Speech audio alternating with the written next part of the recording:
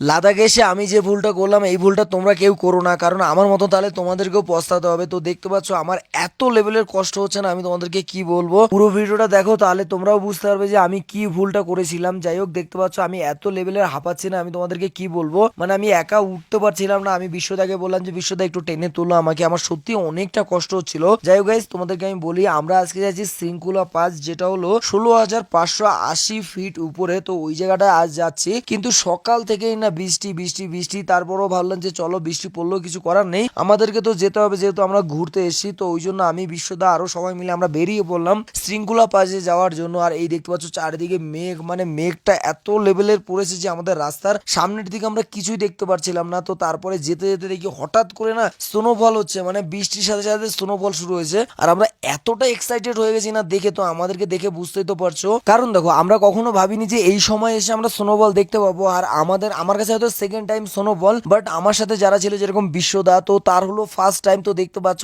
আমাদের এতটা আনন্দ হচ্ছিল না, যেটা হয়তো তোমরা আমাদেরকে দেখেই বুঝতে পারছো। আর এখনো না একটু বেশি লেভেলের হয়নি, একটু কম কমই পড়ছে। আর আমরা ভাবলাম যে চলো আরেকটু উপরে উঠি। আর আমরা এখন যাচ্ছি প্রায় প্রায় 10 থেকে 12 হাজার ফিট উপরে। তো এখানটাতে দেখো পুরো মেঘে মেঘে ঢেকে গেছে এগুলো মেঘ। আর যাওয়ার পথে না এত লেভেলের এবারে পড়ছে তোমরা দেখতে পাচ্ছ। আর এইখানটাতে আমরা এত লাফাচ্ছি না, এখানটাতে মোট কথা তুমি ঠিকঠাক ভাবে কথা বললেও তোমার মানে অক্সিজেনের প্রবলেম হবে। আর আমরা তো এখানে কি লেভেলের লাফাচ্ছি দেখো, শুধু তো শুরু হলো, এখনই আরো যে কত লাফালাফি আমরা করব। তখন আমরা আনন্দের জন্য মানে বন্ধ করতে পারছিলাম না এরকম মানে লাফালাফি। তারপরে যে এরকম হবে আমি বুঝতে পারিনি। আমি জানি যে এখানে অক্সিজেন কম, বাট যে সময়টা আমরা এরকম এক্সাইটমেন্টে ছিলাম তখন আমাদের কাছে ওই জিনিসটা মনেই হয়নি যে এখানে অক্সিজেন কম আছে। তো ওই জন্য আমরা একটু বেশি চেল্লামেল্লি করেছিলাম। এখনো তো নাচ শুরু হয়নি, কিছুক্ষণ পরে তোমরা দেখবে মানে এত লেভেলের নাচ করছি না, আর এত জোরে জোরে কথা বলছি যে কারণে এমনি বুকে ব্যথা হচ্ছে, শ্বাস নিতে কষ্ট হচ্ছে। কারণ এখানটাতে যতটা তুমি আস্তে আস্তে চলাফেরা করবে, যতটা আস্তে কথা বলবে ততটা ভালো।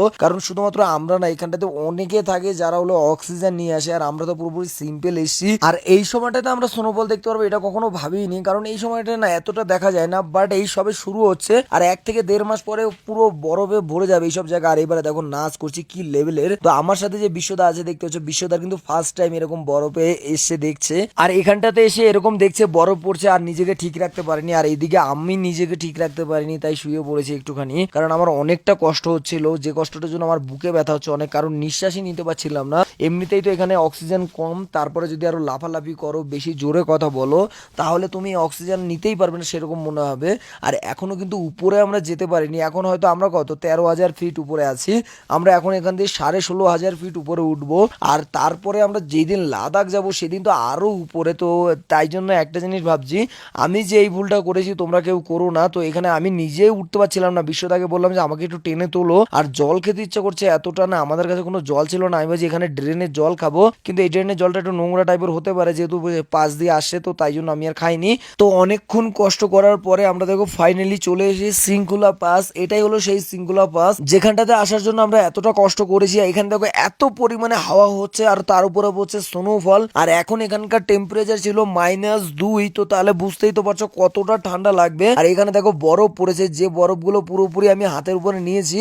আর আমার একটা হাত তো পুরো মনে করো অবশ হয়ে গেছে, মনে হচ্ছে যেন কেটে ফেলে দিল, আমার কোনো কিছু ফিল হবে না। কারণ দেখো আমরা 2 থেকে 3 ঘন্টা টানা বৃষ্টিতে ভিজছি, আর এরকম স্নোফল ছিল, এর উপর থেকে আরো এত ঠান্ডা হাওয়া, আমাদের হাত না পুরোপুরি অবশ হয়ে গিয়েছে। তো মনে হচ্ছিল না যে হাতে আর কোনো কাজ করবে। তারপরে ভাবলাম যে চলো এবারে আমরা এসে পড়েছি যখন, অনেকটা ভালো লাগছে। আর এই হলো সেই শৃঙ্খলা পাসের যে বোর্ড দেখতে পাচ্ছ, এটা হলো সেই টপ, এখানকার শৃঙ্খলা পাস টপ। আর এটা হলো 16,580 ফিট। তো দেখতেই পাচ্ছ, আর আমার অনেক ভালো লাগলো, নিজের রিয়াকশনটা দেখতে পাচ্ছ যে ফাইনালি আমরা এই জায়গাটাতে চলে এসেছি। দেখো এইসব জায়গাগুলোই দেখতে লাদাখ আসে মানুষ। অনেক হয়তো ভাবে যে লাদাখে কি দেখে, তো এরকম কিছু কিছু জায়গা আছে যেসব জায়গাগুলোতে মানুষ একবার আসার জন্য চেষ্টা করে যে চলো আমি একবার হলো যাবো। চলো এবার আমি আমার রাজাকে নিয়ে কিছু ফটো তুলবো এর সামনে, কারণ এত দূরে রাজা আমাকে নিয়ে এসে যদি ফটো না তুলি তাহলে জিনিসটা ভালো লাগবে না। আর হ্যাঁ গাইস, তোমাদেরকে আরেকটা কথা বলি, ভিডিওটা যদি তোমাদের ভালো লাগে অবশ্যই কিন্তু আমাদের এই পেজটাকে ফলো করে দিও, আর ভিডিওটা লাইক কমেন্ট আর শেয়ার করে দিও। চলো এবার আমাদের রাজাকে নিয়ে যাচ্ছি, দেখতে পাচ্ছ এটা সামনেই। আর আমার রাজারও অনেক প্রবলেম হচ্ছে, কারণ ওর ইঞ্জিন একেবারে ঠান্ডা হয়ে যাচ্ছে মাঝে মাঝে। আর এদিকে দেখো ফাইনালি আমরা রাজাকে নিয়ে চলে আসলাম ফটো তোলার জন্য, ওকে একটু জড়িয়ে ধরলাম। আর এই রাজাই আমাদেরকে এতটা দূরে নিয়ে এসে, তাই ও আমাদের সাথে